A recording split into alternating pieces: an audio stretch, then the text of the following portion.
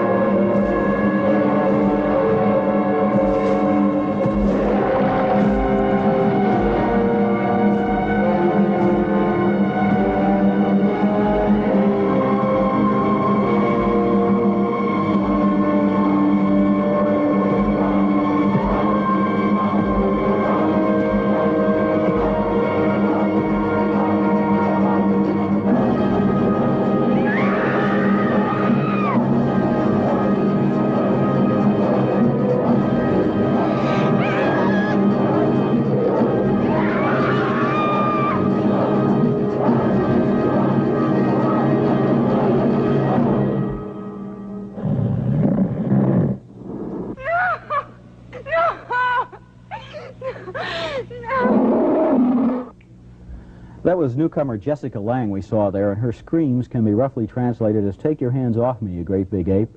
She and the other human actors in the movie, Jeff Bridges and Charles Grodin, play it pretty straight, with lots of grim expressions, terse comments, frenzied screams, declarations of love, and all the other staples of classic monster movies. King Kong works pretty well on a simple and silly level. It may not be art, but it's good entertainment.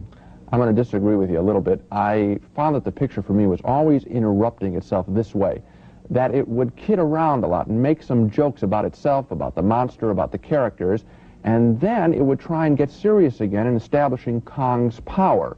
And I found that those two forces kept playing off negatively against each other, and the picture was sort of always trying to get back its momentum and lost something. I will agree with you on one point. I thought Jessica Lange was very good in the film and creates a lot of interest. In fact, I found her much more interesting than Kong because I didn't buy all of the special effects. Gene, I must admit that I found Jessica Lange more interesting than Kong myself, and especially Jessica Lange's special effects. Well, there's a good new Sherlock Holmes movie out. It's called The 7% Solution. But if you go, don't expect to see the same old suave sleuth of Baker Street that Basil Rathbone used to play. This Sherlock Holmes has a